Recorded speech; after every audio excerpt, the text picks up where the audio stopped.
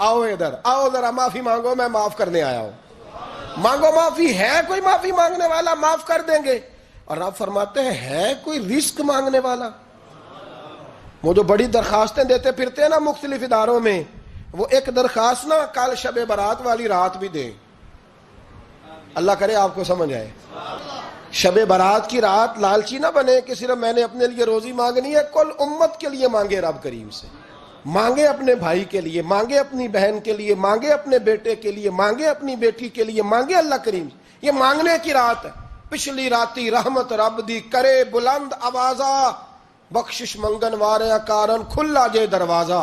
اگر ہمیں کوئی شخص کہتا ہے کہ شب برات کو اٹھ کے نفل نہ پڑھو، تو بھائی نفل ہم نے پڑھنے اللہ کی رضا کے لیے، ہمیں کسی بندے سے ڈگری لینے کی ضرورت نہیں، نہ تو ہمارے اور رب کے درمیان معاذ اللہ کوئی وسیلہ ہے کہ تو کہے گا تو پڑھیں گے، جب دل کرے گا پڑھیں گے، اور جتنے دل کرے گا پڑھیں گے۔ ہم تو نفل کہہ رہے ہیں اس کو، ہم نے کب کہا ہے ضروری ہے جو عشاء پڑھ کے سو جائے فجر تک سویا رہے، ہم اس کو گناہگار نہیں کہہ رہے، لیکن یہ ضرور کہیں گے کہ گولڈن چانس مس کر دیا اس نے، چانس مس کیا ہے، یہ تو اللہ کی رحمت کا موقع تھا۔ حضرت سیدہ عائشہ صدیقہ رضی اللہ تعالی عنہا ارشاد فرماتی ہیں کہ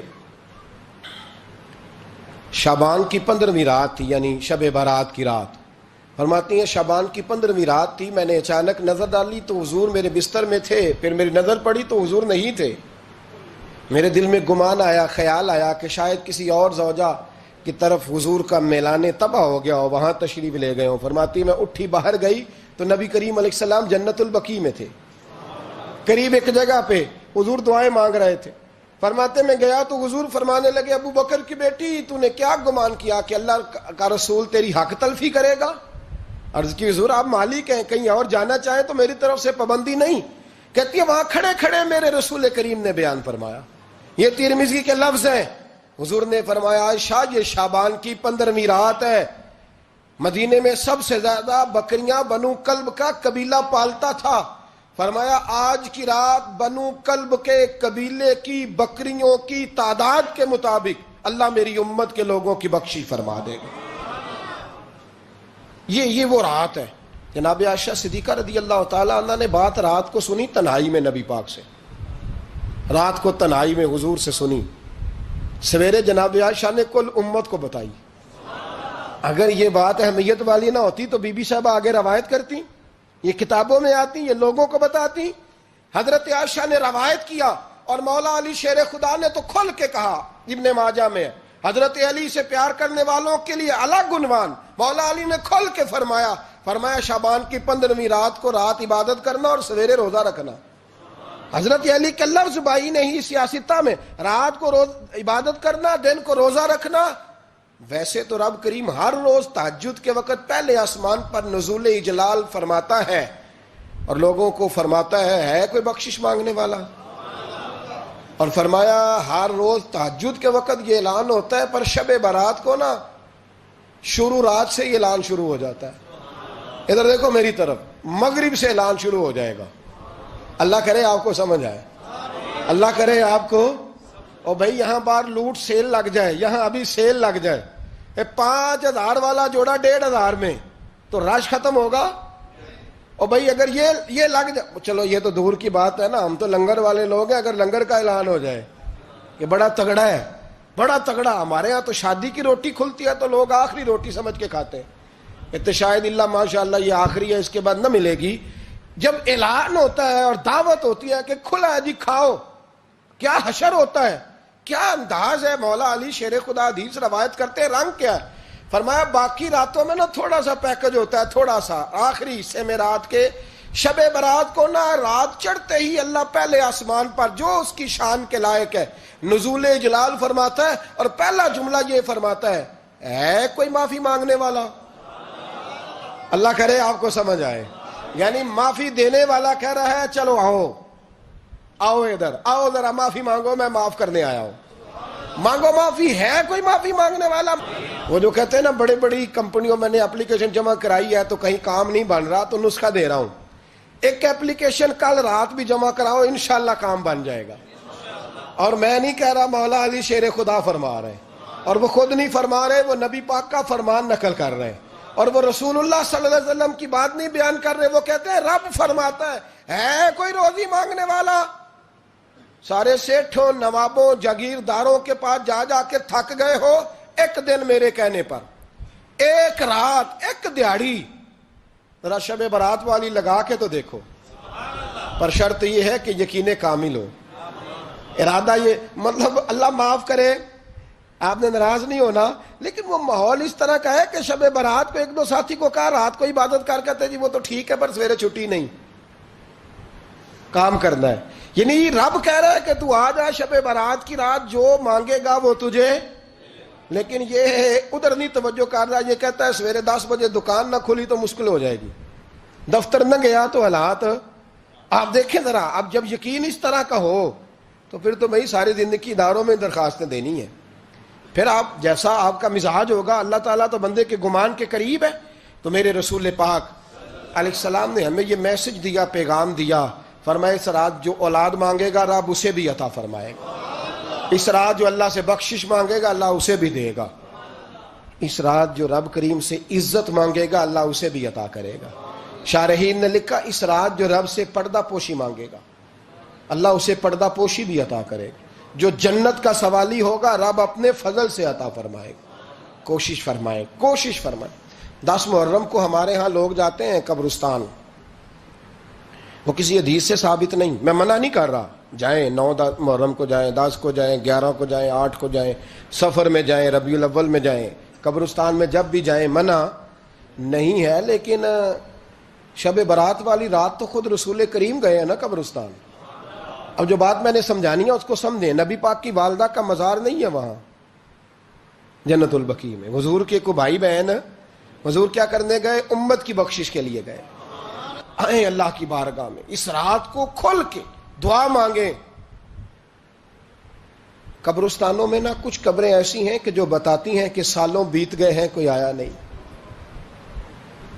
کچھ قبریں بتاتی ہیں، اور کچھ بڑے قبرستان بڑے شہروں میں ایسے بھی ہیں کہ جن کا گورکن کہتا ہے کہ مجھے کمیٹی نے کہہ دیا ہے جہاں 4-5 سال کوئی نہ آئے وہاں نئی قبر بنا دیا کرو، وہاں نئی قبر بن جاتی ہے معاذ اللہ۔ او بھائی کچھ ہیں ایسے، کچھ ہیں، یہ جائیں نا اکبر بادشاہ یہاں لیٹا ہے لاہور میں، تو شعر لکھا ہوا ہے، بر مزارے ماں غریباں نے گلے پروانہ سوزز نے صدائے بلبلے، فارسی کا مقولہ لکھا ہے اس کی قبر پہ، کہتا ہے میں وہ غریب ہوں، اعلیٰ بادشاہ ہے مقبرے میں لیٹا ہے، کہتا ہے میں وہ غریب ہوں کہ نہ یہاں کوئی پروانہ آتا ہے نہ بلبل آ کے گیت گاتی، کوئی آتا ہی نہیں، کوئی فاتحہ نہیں پڑھتا، کوئی فاتحہ نہیں پڑھتا۔ او بھائی کئی قبریں ایسی ہیں جن پہ سالوں بیت گئے کوئی لوٹا نہیں، اور مشکات میں حدیث ہے، میرے نبی کریم علیہ السلام نے فرمایا جو قبر میں ہوتا ہے وہ تو اس آدمی کی طرح ہے جو دریا میں ڈوب رہا ہے اور وہ انتظار کر رہا ہے کہ میرا بیٹا میرے لیے دعا مانگے، میری بیٹی دعا مانگے، پر بیٹے کو تو 27 سال ہو گئے، ملک سے باہر ہے، کاغذ بنے گے تو ابے کی قبر پہ آئے گا نا، اس کے تو کاغذات ہی نہیں مکمل ہو رہے، وہ بیٹے کو تو مشکل ہے بڑی، وہ تو کاغذات نہیں بن رہے، وہ تو دولت کا مطالبہ پورا ہوگا تو جبھی وہ کام ہوگا نا، انتظار ہو رہا ہے قبروں میں میرا بیٹا دعا کرے، میرا بھائی دعا کرے، اور اگر بچہ دفن ہے تو وہ کہتا ہے میری ماں دعا کرے، میرا باپ دعا کرے۔ کوشش کریں شب برات بعد از مغرب یہ رواج پیدا کریں، یہ رسول اللہ کا طریقہ ہے صلی اللہ علیہ وسلم، قبرستان میں جائیں اور جا کر کے وہاں اللہ تبارک و تعالیٰ سے دعا مانگیں کہ یا اللہ جو اس قبرستان میں لیٹے ہیں وہ بھی، اور جو آج تک کلمہ پڑھنے والے دنیا سے گئے وہ بھی، اور جو قیامت تک جائیں گے وہ بھی، اے اللہ تو سب کی بخشش فرما دے۔ اللہ کی رحمت کو محدود نہ کریں کہ صرف مجھے بخش دے، اسے کہیں یا اللہ کل کی بخشش فرما۔ ساری امت کے لیے دعا کریں، شب برات کی رات نفل پڑھیں۔ ہمارے ہاں محفل ہوتی ہے ہر سال الحمدللہ، بڑے شوق سے بڑا خوبصورت ہم اہتمام کرتے ہیں، لیکن میں اکثر دوستوں سے کہا کرتا ہوں کہ جن کو اکیلے میں نفل پڑھنے میں مزہ آئے وہ اکیلے میں پڑھیں۔ کتنی کھلی بات کر رہا ہوں، میں پابند نہیں کر رہا کہ آپ یہاں آئیں گے محفل میں آئیں گے ضروری ہے، بھئی آپ کو اکیلے میں مزہ آتا ہے نا، کچھ لوگ تنہائی میں ہو تو دل زیادہ لگتا ہے، وہ تنہائی میں کریں اللہ اللہ کوئی عرض نہیں، لیکن کچھ ایسے ہیں کہ نعت سنتے ہیں تو دل نرم ہوتا ہے، تقریر سنتے ہیں تو دل نرم ہوتا ہے. تو جن کا اس طرح نرم ہوتا ہے وہ مسجد میں آئے, بات سنے. کچھ کو سب کے بیچ بیٹھ کے رونا آتا ہے. حضرت سعدی شیرازی فرمایا کرتے تھے کچھ لوگوں کے آنسو مجھے رلا جاتے ہیں. فرماتے ہیں کچھ کی آنکھیں دیکھ کے رو پڑتا ہوں, لہٰذا میں جب بھی ذکر کرتا ہوں محفلوں میں بیٹھ کے کرتا ہوں. تنہائیوں میں مجھ سے نہیں ہوتا, تو جس سے نہیں ہوتا وہ آئے نا, مسجد میں آئے, رات عبادت کریں. کل مغرب سے پہلے پہلے کام سمیٹ لیں سارے, اور مغرب کے بعد یہ رات شروع ہوگی, مغرب کے بعد ایک چھٹی کر لو اللہ رسول کے لیے. کر لیں گے انشاءاللہ تعالی ایک چھٹی. اور توبہ کی رات ہے یہ, توبہ کرنی ہے. توبہ کس کو کہتے ہیں؟ توبہ کا معنی ہے پچھلے گناہ پر پچھتانا, شرمسار ہونا. کہتے نہیں اے کاش میں نہ کرتا, اور وہ لفظوں میں نہیں, جملوں میں نہیں, توبہ رٹی رٹائی نہیں. شرمسار ہونا اور آئندہ گناہ نہ کرنے کا پکا ارادہ کرنا, اس کا نام توبہ ہے. دیکھیں اللہ تعالیٰ فضل کرے, میں نے پچھلے سال کہا تھا پھر کہتا ہوں, مسجدوں سے نا شب برات کی رات, شب قدر کی رات چیخوں کی آوازیں آتی ہیں, لوگ اتنا روتے ہیں نا. رونا چاہیے, کم روتے ہیں زیادہ رونا چاہیے. لیکن سوال یہ ہے کہ اتنا زیادہ لوگ شب برات کی رات روتے ہیں, کیا پھر سویرے بددیانتی ختم ہو جاتی ہے؟ جو رات مسجد میں کھل کے رو کے آیا ہے اس کا پروگرام ہے نا کہ اب ملاوٹ کبھی نہیں کرے گا, اب گاہکوں سے جھوٹ کبھی نہیں بولے گا, اب وہ بددیانتی کا معاملہ کبھی نہیں کرے گا. لیکن رات روتا بھی رہے اور سویرے پروگرام یہ ہو کہ میں نے پھر لوگوں کو فریب دینا ہے, داؤ لگانا ہے, تو اس نے توبہ کیا رات کے, یہاں بس یہ ایکٹنگ کر کے لوٹ آیا ہے. یعنی بڑی سجا بنا کر کے سوار کر کے رات توبہ کی. کیا مطلب ہے توبہ کا؟ کہ توبہ آپ نے کی. حضرت حسن بصری سے کسی نے کہا توبہ کیا ہے؟ فرمانے لگے توبہ یہ ہے کہ جس گلی سے رب نے تجھے منع کیا ہے دوبارہ پھر تو اس گلی میں نظر نہ آئے, تو نظر ہی نہ آئے. اور جس جگہ جانے کا رب نے تجھے حکم دیا ہے پھر تو دوبارہ وہاں سے غیر حاضر نہ ہو. اگر یہ پروگرام ہی نہیں, ارادہ ہی نہیں. بچے ایک دو مجھے کہنے لگے کل حضرت صاحب توبہ کے موضوع پر ہم نے گفتگو کرنی ہے تو کوئی باب بتائے کہاں پہ ہے. کچھ بچے شاگرد ہیں, کچھ مسجدوں میں جمعہ پڑھاتے ہیں. ایک نے مجھ سے کہا, تو میں نے کہا بیٹے پہلے مسجد میں جاؤ, 2 نفل پڑھو, توبہ کرو, توبہ کا ارادہ بناؤ. یہ رسم نہیں ہے. وہ نعت خواں بھی تو توبہ کر لینا جو شب برات کے دن لوگوں کو توبہ کرانے آیا ہے اور 25,000 کا سودا کر کے آیا ہے. تو آج اس کام سے تو توبہ کرنا, یہ نوٹ پھکوانے سے تو توبہ کرنا. یہ رسم ہے. ساری رات توبہ توبہ توبہ توبہ, یہ کیا معنی ہے اس کا؟ کیا مطلب کریں؟ امام غزالی فرماتے ہیں کہ ایک آدمی بادشاہ کا گارڈ تھا, سپاہی تھا, اس کا پہرے دار تھا, نگرانی کرتا تھا, بڑی وفاداری سے نوکری کرتا رہا. بادشاہ نے اسے تنخواہ کے علاوہ بھی بڑا نوازا. اسے بادشاہ نے بڑے الاؤنسز دیے, بادشاہ نے بڑا کچھ دیا, مکان دیا. کچھ سالوں کے بعد بادشاہ کو پتا چلا کہ یہ میرے لیے نہیں آتا تھا, اس کی تو میری کنیز پر نظر تھی. اس نے تو رات کی ڈیوٹی اس لیے لگوائی تھی کہ کنیز پر نظر تھی. تو امام فرماتے ہیں کہ بتاؤ پھر وہ بادشاہ اس کے ساتھ کیا سلوک کرے گا؟ وہ کیا سلوک کرے گا؟ تو لوگ کہنے لگے حضور لگتا یہ ہے کہ وہ نا 4-5 حصوں میں کاٹ کے تو کتوں کے آگے پھینکے گا. آپ فرمانے لگے میرا رب تو بڑا ہی کریم ہے, وہ تو ایسے نہیں کرتا.